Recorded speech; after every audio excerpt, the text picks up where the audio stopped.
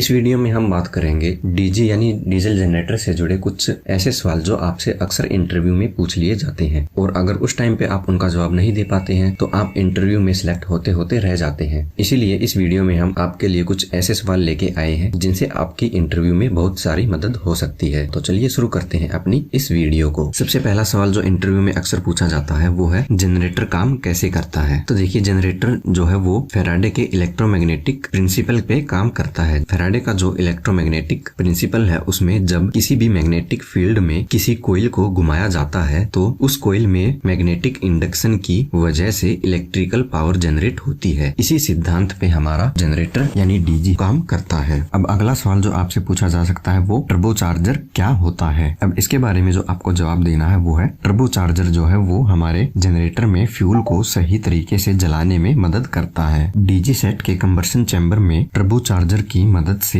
Air की supply को बढ़ाया जाता है। कई बार इसके आरपीएम भी आपसे पूछ लिए जाते हैं। तो जो टर्बोचार्जर के आरपीएम होते हैं वो 1 लाख से लेके 1.25 लाख तक होते हैं। इसके अलावा जो टर्बोचार्जर होता है इसमें किसी भी प्रकार की कोई मोटर या फिर कोई अन्य उपकरण नहीं होता इसको घुमाने के लिए। ये जो हमारे इंजन की एग्जॉस्ट होती है उसके बिहाफ पे ही इतनी ज्यादा स्पीड से चलता है। अब जो टर्बोचार्जर होता है ये 2 पार्ट में होता है। एक से हमारी जो एग्जॉस्ट की गैसें होती हैं वो बाहर निकलती हैं और जो दूसरा पार्ट होता है उससे फ्रेश एयर हमारे इंजन के अंदर आती है जिससे फ्यूल सही तरीके से जलने लगता है। अगर कभी हमारा टर्बोचार्जर खराब हो जाता है तो जो इंजन है वो सफेद धुआं देने लग जाता है। अगला सवाल जो इंटरव्यू में अक्सर पूछा जाता है वो है EFC क्या होता है। अब EFC के बारे में हम आपको बताएं तो EFC का जो पूरा नाम होता है वो इलेक्ट्रिक फ्यूल कंट्रोलर होता है। इसको गवर्नर भी कहते हैं। ज्यादातर कंफ्यूजन यही होती है कि गवर्नर को ही EFC के नाम से बोला जाता है और इंटरव्यू लेने वाला आपको गवर्नर के बजाय EFC के बारे में पूछने लगता है। तो जैसा कि आप जानते होंगे गवर्नर के बारे में यानी EFC यानी इलेक्ट्रिक फ्यूल कंट्रोलर के बारे में, ये इंजन की स्पीड को कंट्रोल करता है यानी ये इंजन में फ्यूल की सप्लाई को मैनेज करके इंजन की स्पीड को कंट्रोल करता है। अगला सवाल जो इंटरव्यू में पूछा जाता है वो है डीजी में थर्मोस्टेट क्या होता है। इसके अलावा ये भी पूछा जा सकता है कि डीजी में थर्मोस्टेट कहाँ पे लगाते हैं। तो जैसा कि थर्मोस्टेट के बारे में आप जानते होंगे जो थर्मोस्टेट होता है वो एक टेम्परेचर सेंसर होता है। ये डीजी में रेडिएटर या फिर ऑयल का टेम्परेचर मेजर करने के लिए लगाया जाता है यानी जो हमारे रेडिएटर में हमारा कूलेंट होता है या फिर जो ऑयल होता है उसका जो टेम्परेचर सेंस करना होता है वो ये थर्मोस्टेट ही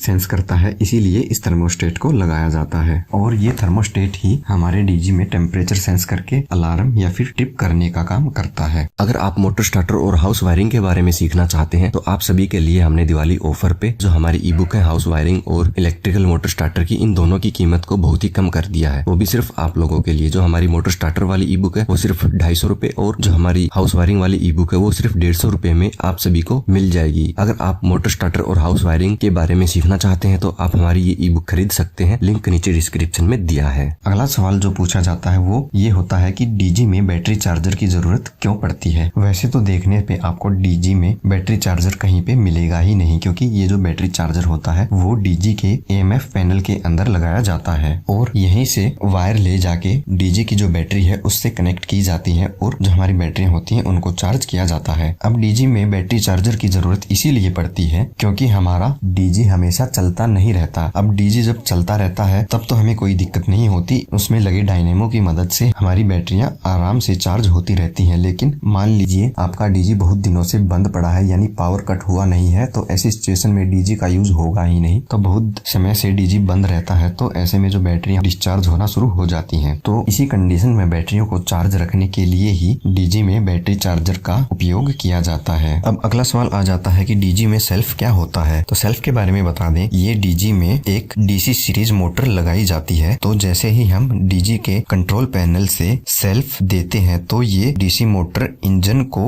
घुमा के स्टार्ट करने का काम करती है। अगला जो क्वेश्चन है अक्सर जो पूछा जाता है इंटरव्यू में वो ये होता है कि प्राइमरी पंप क्या होता है। तो जो प्राइमरी पंप होता है वो डीजी में ल्यूब ऑयल को इंजन के हेड, रिंग पिस्टन के अलावा इंजन के जितने भी पार्ट होते हैं उन सभी पार्ट तक ल्यूब ऑयल को पहुंचाता है। हमारा डीजी जब बंद होता है तो जो सारा ऑयल है वो नीचे जमा हो जाता है और जब हमें डीजी चालू करना पड़ता है तो ये ल्यूब ऑयल इंजन के हर एक पार्ट में पहुंचना चाहिए। तो ये प्राइमरी पंप ही ल्यूब ऑयल को इंजन के हर एक पार्ट तक पहुंचाता है ताकि हमारा जो इंजन है वो आसानी से और लुब्रिकेशन के साथ चलता रहे, उसमें कोई भी किसी भी तरह की दिक्कत न आए। अब अगला जो सवाल है वो जो पूछा जाता है वो ये है कि डीजी में कौन सी बैटरी यूज की जाती है। कि ये सवाल सुनते ही ज्यादातर का जवाब होता है वो ये होता है कि डीजी में 12 से 24 वोल्ट की बैटरी यूज की जाती है, लेकिन हमें ऐसा जवाब नहीं देना है। हमें ये बोलना है कि हमारे डीजी में लेड एसिड बैटरी का इस्तेमाल किया जाता है जो कि 12 वोल्ट की होती है, और जो हमारा डीजी का सिस्टम है उसके ऊपर डिपेंड करता है कि हम डीजी में एक बैटरी यूज करेंगे या फिर दो। जैसे अगर हमारा जो डीजी का सिस्टम है वो 12 वोल्ट का है तो हम सिर्फ एक बैटरी ही यूज करेंगे 12 वोल्ट की, और अगर हमारे जो डीजी का सिस्टम है वो 24 वोल्ट का है तो हम 12 वोल्ट की दो बैटरियां वहाँ पे यूज करेंगे। लेकिन जो बैटरी हम यूज करते हैं वो लेड एसिड बैटरी ही यूज करते हैं। और इन बैटरियों की जो वोल्टेज है, अगर एक बैटरी का सिस्टम है तो जो वहाँ पे बैटरी लगी है उसकी वोल्टेज 13 से 13.5 वोल्ट तक होनी चाहिए, और अगर दो बैटरियों का सिस्टम है तो वहाँ पे 26 से 27 वोल्ट हमारी दोनों बैटरियों की वोल्टेज होनी चाहिए। अगर इससे कम बैटरियों की वोल्टेज होती है तो हमारे डीजी को स्टार्ट होने में दिक्कत आ सकती है। अगला क्वेश्चन जो पूछा जाता है वो है डीजी में जीसीपी क्या होता है। जीसीपी का पूरा नाम गवर्नर कंट्रोल पैनल होता है, जिससे गवर्नर को हम कंट्रोल करते हैं। इसके अलावा अगला जो सवाल होता है वो आपसे पूछ लिया जाता है कि डीजी में कितनी अर्थिंग लगी होती है। तो इसका जवाब ज्यादातर लोग यही देते हैं कि डीजी में एक ही अर्थिंग लगी होती है, लेकिन जो डीजी में अर्थिंग लगी होती है उनकी संख्या 4 होती है। इसमें से 2 हमारी बॉडी या जो डीजी का कैबिनेट होता है उसके लिए होती है, और 2 अर्थिंग जो होती है वो हमारे न्यूट्रल के लिए होती है, जिसको ग्राउंडिंग भी बोला जाता है। जो अर्थिंग हम हमारे डीजी की बॉडी से कनेक्ट करते हैं वो हम जीआई की